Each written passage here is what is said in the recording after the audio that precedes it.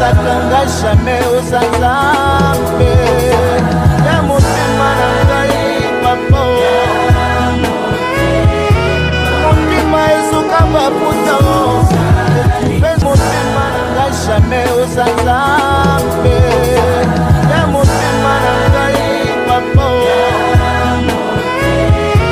Motema ezoka baputa. Motema na ngai papa.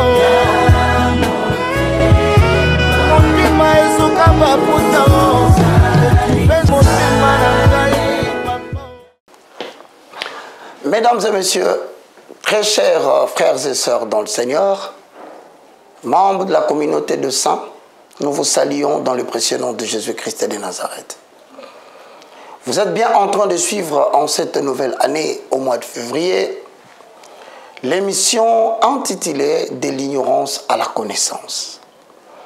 Émission qui passe sur ERB Télévision et qui a pour présentateur principal l'évangéliste Roger Baka, accompagné des élites qui montent, à qui je dis bonjour. Bonjour. Mesdames et messieurs, nous sommes en train de commencer une nouvelle épisode avec comme thématique les hommes qui montent. Bien sûr, nous allons prendre le premier qui s'appelle Moïse. Donc, il s'agit de l'école de Moïse, un homme qui monte. C'est le sous-thème que vous allez devoir analyser avec nous pendant toute cette période. Vous allez découvrir que, mesdames et messieurs, présenter des émissions sur Moïse, il fut à la fois prophète, il fut législateur de tout un peuple. Présenter une émission sur Moïse, mesdames et messieurs, frères et sœurs dans le Seigneur, très chers compatriotes sur le plateau, ça représente une tâche immense. Parce que beaucoup de gens ont analysé sur la vie de Moïse. Beaucoup plus, ils ont touché sur ses côtés pour compétences prophétiques. D'autres ont touché sur l'angle comme un économiste de l'époque, sociologue et juriste. Mais vous allez constater que l'œuvre hors norme accomplie par Moïse est sans conteste une œuvre qui nous permet de confirmer que dans l'Ancien Testament, Moïse constitue les hommes les plus influents de l'Ancien Testament. Et vous allez retenir que Moïse est considéré aujourd'hui comme étant un personnage très considéré parmi le peuple juif. Alors, pourquoi parler de lui? C'est parce que relever une étude sur Moïse ne peut pas nous pousser à nous limiter seulement sur ce que les gens ont déjà analysé, mais nous allons essayer de dégager quelques éléments du caractère de Moïse. Vous allez découvrir que ce fut un homme de rigueur morale, ce fut un homme qui eut un dévouement sans borne à l'égard des enfants d'Israël par rapport à son ministère. Cela est écrit dans le livre de Deutéronome, chapitre 32, le verset 32, je paraphrase. « Pardonne maintenant leurs péchés, sinon, je t'en prie, efface mon nom du livre que tu as écrit. » Fin de citation. Donc, tous ceux qui vont suivre cette partie de l'émission sur la vie de Moïse vont donc comprendre que cette émission n'est pas destinée à l'intellect de l'enfant de Dieu au niveau de son âme, mais cette émission est beaucoup plus axée sur la dimension spirituelle de cet homme appelé Moïse. Amen. En développant les vertus de caractère de ces grands prophètes, nous allons essayer de demander à nos contemporains, à ceux qui vivent dans notre génération, qui sont en quête des enseignements de base sur la parole de Dieu, je dis, c'est à vous que s'est adressé cet enseignement. Amen. Mesdames et messieurs, vous qui êtes amoureux des Écritures, retenez que pour parler de Moïse, nous devons épingler un premier élément. Moïse dans l'histoire d'Israël, à la ligne. Lorsque nous parlons de Moïse dans l'histoire d'Israël, nous retenons que cette grande figure de Moïse occupe une place unique dans l'histoire du peuple juif. Pourquoi cet homme Moïse occupe-t-il une place unique dans l'histoire du peuple juif? C'est parce que lorsqu'on nous lira Deutéronome chapitre 34, le verset 10 à 11, vous verrez l'importance pour laquelle nous analysons ce personnage unique. Parce qu'il occupe une place importante dans l'histoire du peuple juif. De manière surprenante, je vais demander au berger Kassumboa de nous présenter un peu ce que c'est Moïse dans l'histoire du peuple juif. Afin que vous puissiez savoir, si vous êtes bénéficiaire des enseignements sur l'école de Moïse, donc d'une manière ou d'une autre, vous aussi, vous finirez par occuper une place unique dans l'histoire du peuple congolais. Cela voudrait vous dire d'une autre façon. Cet élan peut s'étendre jusqu'à ce que vous devenez un personnage biblique né au Congo, mais qui devient une référence pour le peuple africain. Que cela s'accomplisse dans votre vie. Deutéronome 34, 10 à 13. Deutéronome chapitre 34, le verset 10 à 13. Posons les fonds. Avalons les rouleaux. Car dit-on, toute parole que peut déclarer un serviteur de Dieu, si cela n'est pas soutenu par les Écritures que Dieu a élevées au-dessus de lui-même, cela devient le standard des hommes. Posons les fondements. Deutéronome 34, le 10e verset au 13e. Il n'a plus paru en Israël de prophètes semblables à Moïse, que l'Éternel connaissait face à face. Nul ne peut lui être comparé par tous les signes et le miracle que Dieu l'envoya faire au pays d'Égypte contre Pharaon, contre ses serviteurs et contre tout son pays, et pour tous les prodiges de terreur que Moïse accomplit à main forte sous les yeux de tout Israël. Voici le qualificatif qui fait de Moïse Moïse. Ce n'est pas le nom de Moïse qui fait de Moïse ce qu'il est. Mais ce qu'il représente vis-à-vis de Dieu qui fait de Moïse ce qu'il est vis-à-vis de Dieu. Mesdames et messieurs, peu importe le nom qu'on vous a donné dans la société, quelles que soient les conditions malencontreuses dans lesquelles vous êtes nés, retenez qu'il y a un ensemble d'éléments qui peuvent faire de vous une personnalité unique. Premièrement, à la ligne, on appelle personnalité unique, c'est un homme que Dieu connaît face à face. Que je souhaiterais que vous puissiez devenir. Amen. Donc l'unicité d'un personnage biblique revient sur quoi? Sur le fait que Dieu doit te connaître face à face. Donc notez par là, ce n'est pas la fréquentation des autorités politiques qui fait de toi une personnalité unique. Amen.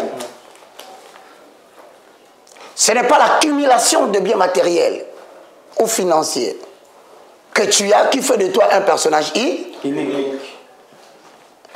Je demande à tous les chrétiens de ne pas jeter vos regards sur le voyage combien multiple qu'effectue votre pasteur. Ne prêtez pas votre regard inutilement sur le nombre de parcelles qu'il détient. Mais ce qui fait l'unicité d'un serviteur de Dieu, c'est le fait que Dieu le connaît face à face. Premier critère.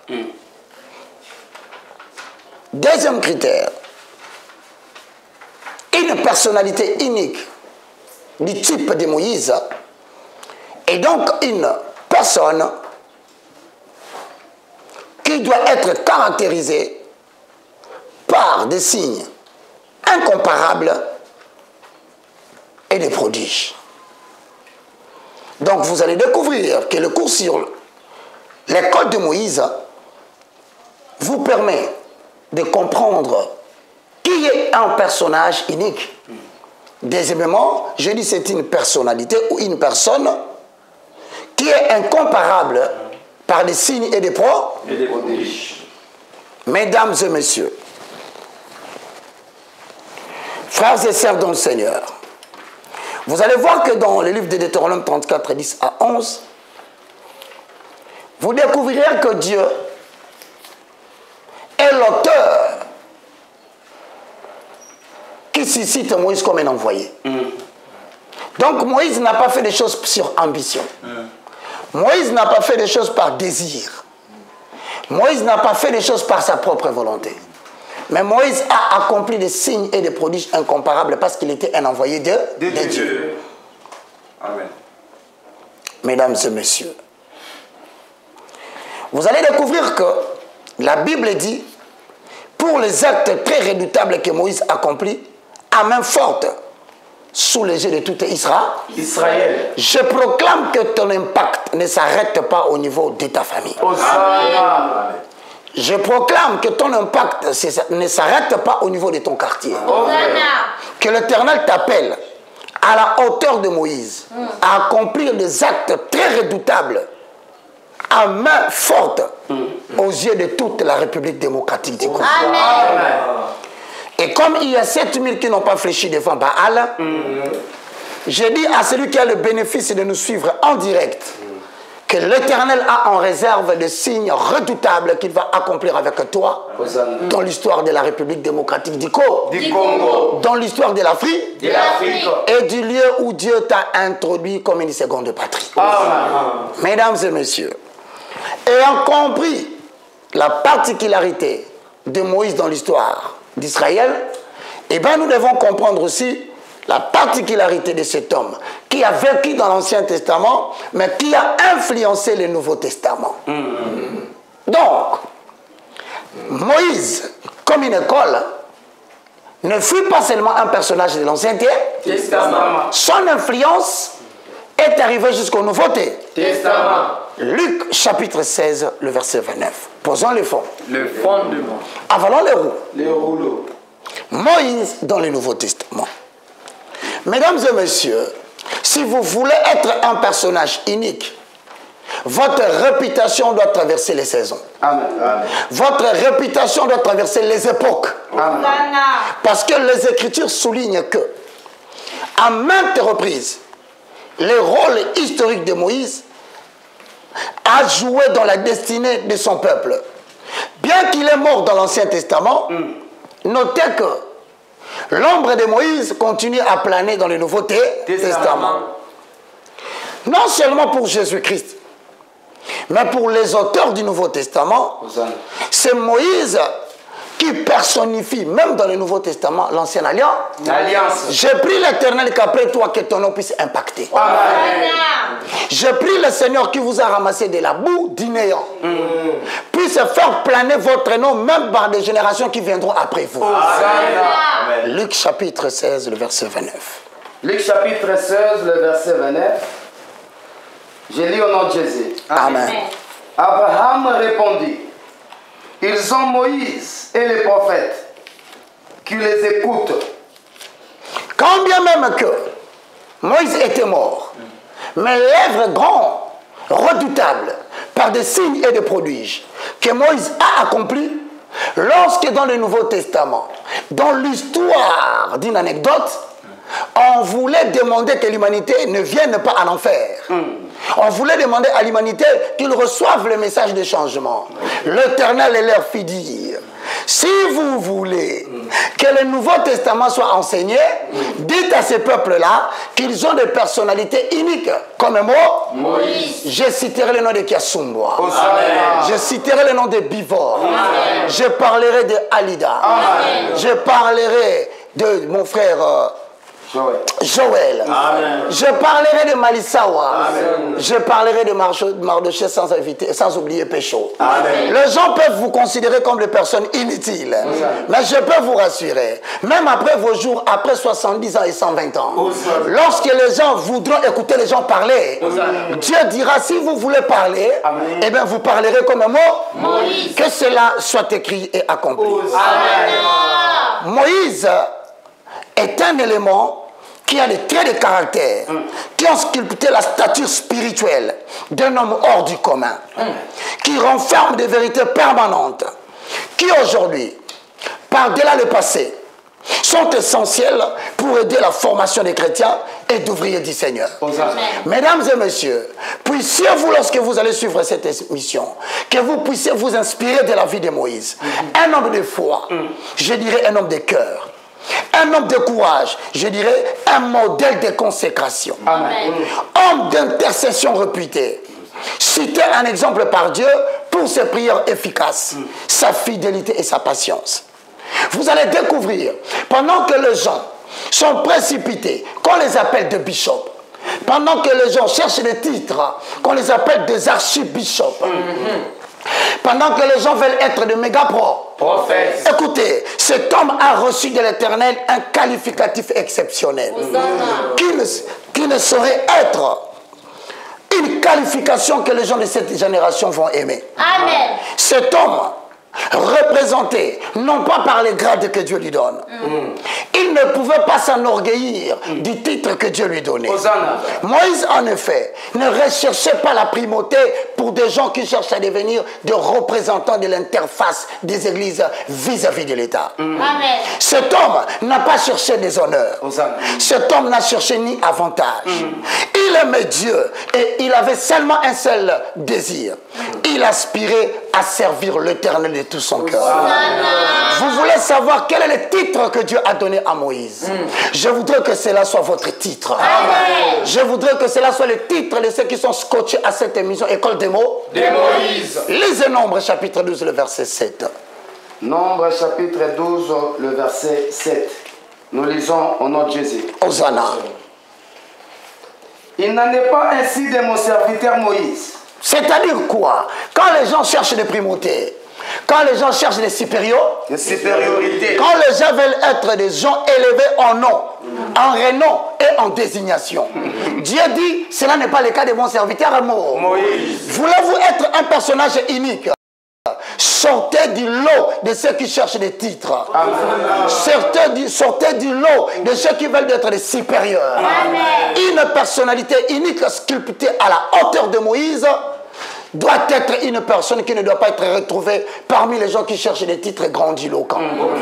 Je voudrais entendre ces noms pour que chacun de vous en sortant d'ici puisse avoir ses caractères. Amen. Et dire en sortant d'ici, je suis un homme au caractère, au cœur, sculpté à la hauteur de Moïse. Posons les fonds, avalons les roues, dans l'école des mots de Moïse. Lisons la parole. Il n'en est pas ainsi de mon serviteur Moïse. Il est fidèle dans toute ma maison. Il est fidèle dans toute la maison. Au lieu de chercher le titre, restez fidèle à la parole de Dieu. Au lieu d'être bishop, archibishop, ne soyez pas intimidés par ces noms. Ce qui doit intimider le cœur de Dieu, c'est que toi, en accord avec 1 Corinthiens 4.2, au reste, qu'est-ce qu'on demande aux dispensateurs? C'est qu'ils soient trouvés fidèles par rapport au message qu'ils doivent adresser, fidèles à la saine doctrine. C'est ce qui te donnera les qualificatifs de Moïse. Lis la parole de l'Éternel. Le verset 8. Je lui parle bouche à bouche. Est-ce que lorsqu'on t'appellera bishop, lorsqu'on t'appellera mégabi, lorsqu'on t'appellera évangéliste international, as-tu reçu le privilège de parler avec Dieu? Reprends la chose. Je lui parle bouche à bouche. Est-ce que as-tu parlé avec Dieu bouche à bouche? Lorsque tu t'es mis debout pour faire le sermon de la parole, les gens ont-ils entendu l'Éternel parler de ta bouche? Voici ce que Dieu désire pour les personnes qui seront uniques. Cette génération est corrompue par des biens matériels. Amen. Une génération corrompue par le nombre grandissant des gens dans les cultes. Leur souci intime, c'est d'avoir l'église avec 4 cultes. Alors que Moïse, le seul privilège qu'il avait, c'était de parler avec Dieu bouche à bouche. Puis c'est suscité une génération de gens qui se soucient de parler avec Dieu bouche à bouche. C'est ça la particularité de l'école des mots. Que cela soit votre fonction.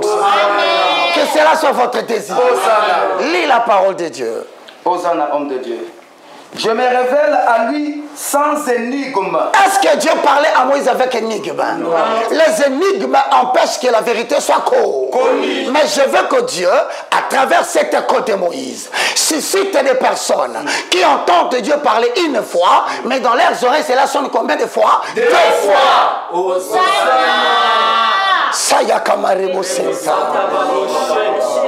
Ces paroles de langue veulent tout simplement dire, il est temps que la génération à qui Dieu parle sans énigme puisse émerger pour présider à la destinée de l'église du réveil au cours.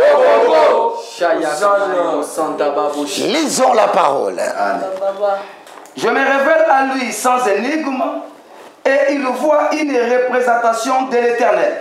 C'est-à-dire quoi? Lorsque tu entendras la parole, il faut que cela puisse prendre une représentation matérielle. Amen. Pour que tu puisses déchiffrer la tête, les épaules, les bras, le tronc et les pieds. C'est-à-dire Dieu te montrera sa longueur. Amen. À travers les Écritures, il te montrera sa largeur. Il te montrera sa profondeur. Il te montrera sa surface. Et les hommes diront, voici les dieux sont descendus parmi nous. Recevez cette onction.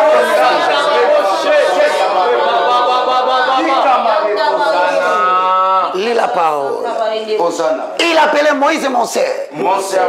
Donc ce qui doit intéresser les chrétiens d'aujourd'hui, ce n'est pas le fait de parler avec les autorités politiques. Ce n'est pas le fait d'avoir des audiences avec les membres du gouvernement. Ce n'est pas le fait de s'asseoir à côté de, entre guillemets, les grands. Mais que ton souci, c'est de connaître les profondeurs de Dieu. Amen. Car la profondeur de Dieu appelle la profonde. La profondeur. En sagesse et en intelligence. Recevez cette onction au nom de Dieu. C'est l'école des mots De Moïse. Bien-aimés dans le Seigneur, c'est ainsi que, parlant de ce sous-thème, école de Moïse, avec vous, nous allons naviguer les océans de ce qu'on appelle la loi de l'ascendance. C'est-à-dire, si tout le monde est monté, il est passé par où? Par où? Si Moïse est devenu un personnage unique, il est passé sur quel avenir? Si Moïse est devenu un personnage unique, n'avait-il pas des yeux comme toi? Si. N'a-t-il pas été appelé par toi? Oui. N'a-t-il pas des jambes comme toi? Oui. Mais pourquoi toi tu n'arrives pas à devenir un personnage unique? Pourquoi l'église du Congo ne s'est plus suscitée de personnalités uniques comme un mot? Moïse. Pour la simple raison que plusieurs, parlant de Moïse dans leur bouche, ils ont salué leur révélation de Moïse de loin. Ignorant que le secret de Moïse est aussi dans ce que nous appelons la loi de l'ascendance, à la ligne. Hosanna.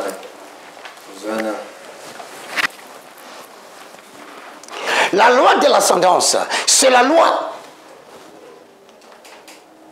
qui régit 3 éléments.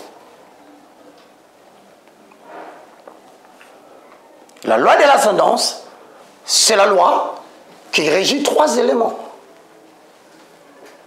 Premier élément, la croissance.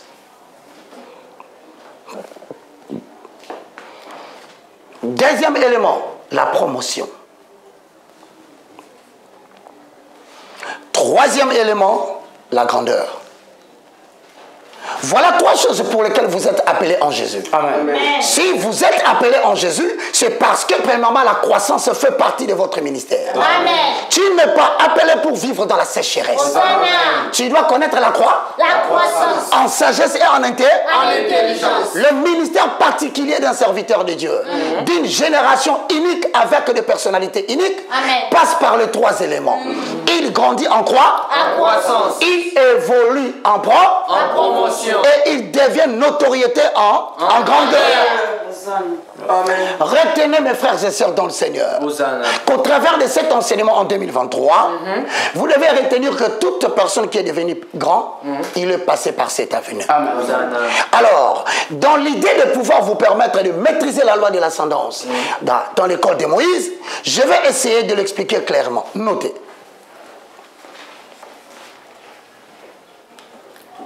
Nous allons analyser les raisons pour lesquelles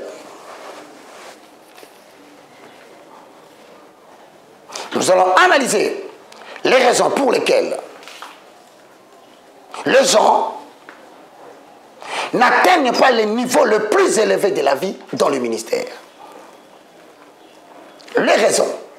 Pourquoi les enfants de Dieu, le serviteur de Dieu, le ministre de l'évangile, l'église du Christ, pourquoi n'atteignent-ils pas les niveaux le plus élevés dans la vie du ministère? Voilà. Mesdames et messieurs, il y a des choses qui favorisent la croissance. Il y a des choses qui favorisent la promotion. Il y a aussi des choses qui favorisent la grandeur. Et également, retenez que si vous êtes dans le ministère, la poursuite d'une vision que Dieu vous a confiée, il y a aussi des choses qui retardent la croissance. De même, il y a des choses qui retardent votre promotion. Il y a des choses qui peuvent retarder votre grandeur. Peut-être qu'au moment où ce message est adressé, vous l'ignorez encore. Attention, il y a aussi des choses qui peuvent impacter la manifestation de la croissance, de la promotion, enfin de la grandeur. Voici une école qui vous amène dans le firmament. Dans le velours bleu des étoiles de la promesse que Dieu a dit à Moïse. Regarde dans le ciel, il dit à Abraham, si tu peux compter les étoiles, tu dois connaître comment sera ta grandeur. Alors si tu ne peux pas regarder le velours bleu, comment sera-t-il le nombre d'étoiles que tu vas impacter dans la biologie de Dieu? Donc il faut qu'il y ait quelqu'un qui parle avec toi de bouche à bouche pour te montrer la grandeur que tu as en termes des étoiles du ciel. Hosanna. Bien-aimés dans le Seigneur, voici l'introduction du premier chapitre. Moïse. 2 points. Ça dérive contrôlé par Dieu. Voici, mesdames et messieurs, une grande école qui vient de s'ouvrir. Une école qui va toucher des évangélistes, des apôtres, des prophètes, des docteurs, des pasteurs. Parce que nous devons parvenir au travers de cet enseignement à l'unité de la foi. Enfin, de travailler pour le perfectionnement de saints. En vue de faciliter l'œuvre du ministère. Première question, Kesumboa. La première question est posée, mes chers professeurs évangélistes internationaux. Hosanna. À la fin. Le moindre de tous. Personnalité innée. Cela sera votre cas, que les gens le veuillent ou pas. Attention, Dieu commence petit, mais il ne termine jamais petit. Posons le fondement et pose la question. En tant qu'enfant de Dieu, notre avenir en Christ est-il un hasard? Non. C'est-à-dire, nous voulons savoir, est-ce qu'en tant que Bivor, enfant de Dieu, Kesumbo, enfant de Dieu, est-ce que notre avenir est-il un objet de hasard? Est-ce que Dieu ne contrôle pas notre avenir? Est-ce qu'il y a-t-il des événements qui peuvent surprendre l'Éternel? Vraiment. Y a-t-il des choses dans ton mariage qui sont arrivées que tu croirais que tu serais devenu les lots des situations? Y a-t-il des regrets que tu constates aujourd'hui dans ta vie? Crois-tu que tu es devenu les lots ou les jouets des circonstances? La réponse est donc non. À la ligne. Moïse.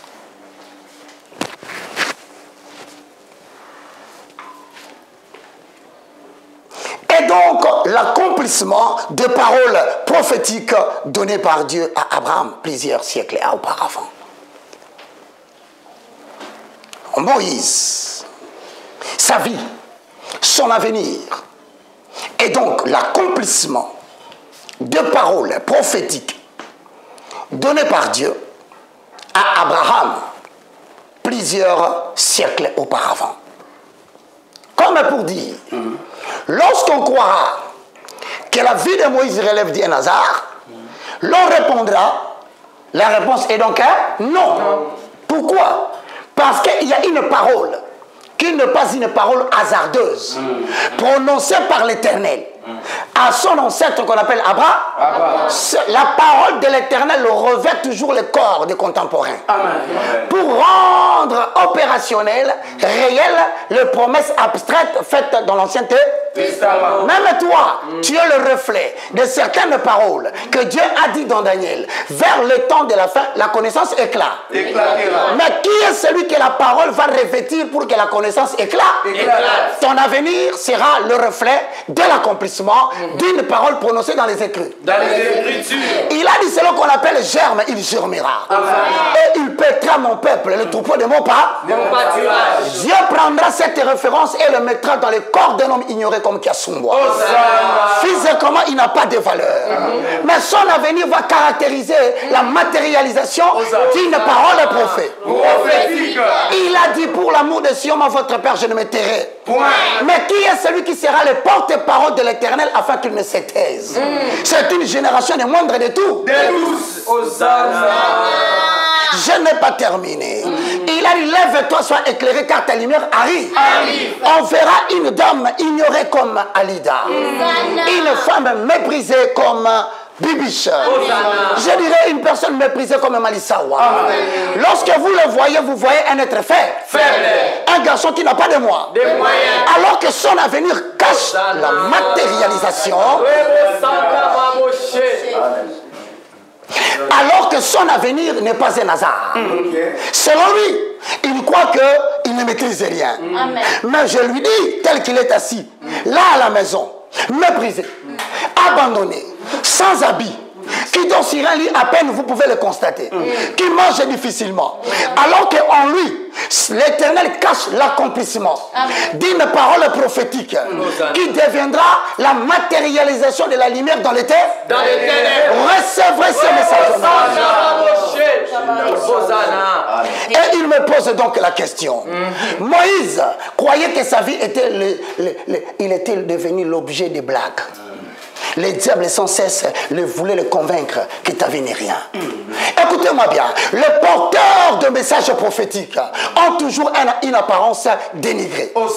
Je répète, les porteurs de l'accomplissement des missions divines sur la terre ont toujours reçu un corps humainement négligé. Les gens ne vont pas te considérer. Même ton église ne te considérera pas. Même les gens qui vivent avec toi ont des doutes au sujet de ce que tu dis.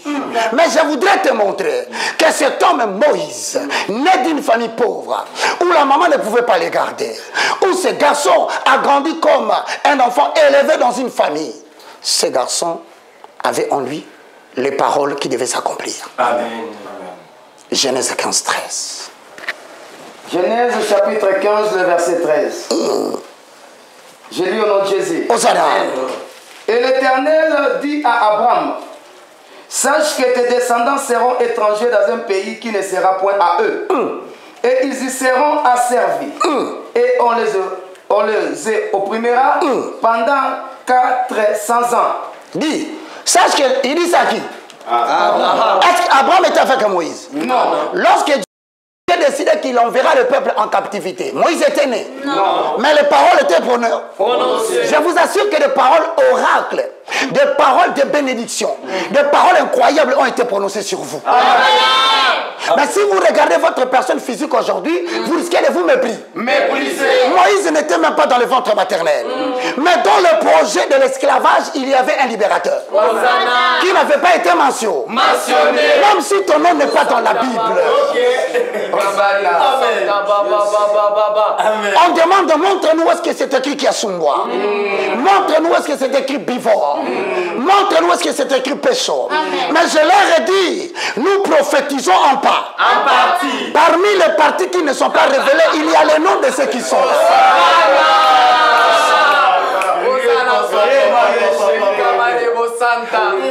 Cette fois est l'art du grand savoir. Bien-aimés dans le Seigneur, retenez ceci. Si vous passez de belles nuits en Israël, ne regardez pas seulement les buildings. Si vous admirez le firmament d'innombrables étoiles, au reflet de diamants en Israël, ne restez pas scotché sur ça. Lorsque vous allez voir les étoiles scintillant au fin du velours bleu sombre qui représente le ciel d'Israël, ne restez pas sur ce point-là. Retenez qu'il y avait une alliance que Dieu a faite à Abraham, mais qui cachait derrière la brillance des étoiles quelques personnalités à la caractéristique des étoiles. Les étoiles qui brillaient, Moïse était là. Lève tes yeux ce soir. Si tu es désespéré, contemple les étoiles. Tu verras que derrière une étoile qui brille très fort, c'est caché ton nom que les gens ne savaient pas. Ces étoiles qui brillent dans le ciel semblent être de petits éléments. Mais je peux te garantir, ce qui détermine la petitesse de l'étoile, ce n'est pas parce qu'il brille peu, mais c'est parce qu'il se trouve très loin, plus loin que le soleil. Laissez le soleil briller. Mais les étoiles sortiront la nuit. Tu y apparaîtras au moment le plus difficile de la RDC. Tu y apparaîtras au moment... Je proclame, derrière les étoiles qui sont cachées en Israël, c'est la distance qui détermine ta petitesse. C'est parce que tu n'es pas encore près de ton peuple aujourd'hui. C'est parce que tu n'es pas encore près du peuple de ta famille. Mais je peux te rassurer que derrière les étoiles lointaines que les gens ne peuvent pas se disséquer, l'Éternel a caché un nom. C'est le nom de Moïse. Mais est-ce que c'est fini là? Je peux te rassurer. Il a dit à Moïse, tu seras le reflet de ce que je dis à Abraham. Mais qu'est-ce qu'il a dit à Abraham? C'est une alliance faite au sujet d'un peuple appelé à devenir nombreux comme les étoiles de la terre. Amen. On te voit seul aujourd'hui. Mais moi, je vois un patriarche d'une grande église. On te voit seul aujourd'hui. Je vois une dame imperturbable au sein du gouvernement. Amen. On te voit seul aujourd'hui. Mais je vois un peuple appelé à devenir nombreux. Je te dis que tu commenceras petit, mais tu ne finiras pas petit. Même lorsque tu es venu suivre cette émission à la télévision, tu étais complètement désorienté. Mais Dieu a dit, dans leur détresse, ils crièrent à l'Éternel. Il n'envoya pas de voitures. Il n'envoya pas de billets d'avion. Il n'envoya pas de richesses. Il ne donna même pas la provision matérielle. La seule chose qu'il envoya pour dire à ceux qui suivent l'émission École de Moïse, je vous envoie d'abord ma parole. Amen. Quand ma parole viendra, sachez que je viendrai après. En accord avec Jérémie chapitre 1, les versets 12 à 13. Genèse 15, 5, lis la parole. Ce message provoqueront des larmes dans tes yeux. Ce message te feront passer des temps de réflexion. Ce message ne vient pas quand tout va bien. Ce message vient quand tout va mal. Car les étoiles promises à Abraham ne brillent pas la journée. J'attends que le peuple souffre. Et il y aura la révélation de celui qui peut changer la souffrance en bonheur. Cet homme est parmi nous, mais nous ne le connaissons pas. Posons le fondement. Lisons la parole de l'Éternel. Genèse chapitre 15, le verset 5. Après l'avoir conduit dehors, il dit, regarde vers le ciel et compte les étoiles, si tu peux les compter. Et il lui dit, telle sera ta postérité. Tu te poses la question, quelle sera la grandeur ou la dimension de mon élévation? Je viens te répondre aujourd'hui. Si tu ne peux pas compter les étoiles, alors ne donne pas à Dieu la forme de la grandeur que tu veux voir. Si tu ne peux pas compter les étoiles dans le ciel, alors ne demande pas à Dieu dans une vision qu'il te montre ce que tu seras. Ce que tu seras est semblable à d'innombrables étoiles dans le ciel. Dieu même ne sait pas les définir. Parce que les étoiles ne peuvent pas être comptées. J'ajoute une chose pour éteindre cette flamme qui a dit, ils seront comme les étoiles du ciel. Les ennemis se sont élevés. Ils ont provoqué ce qu'on appelle la Shoah. Ils ont cherché dans les fours crématoires. Des hommes et des femmes ont été tués. Des hommes ont été éliminés. Les soucis n'étaient pas de les éteindre. C'était de les empêcher de se multiplier comme les sables de la terre.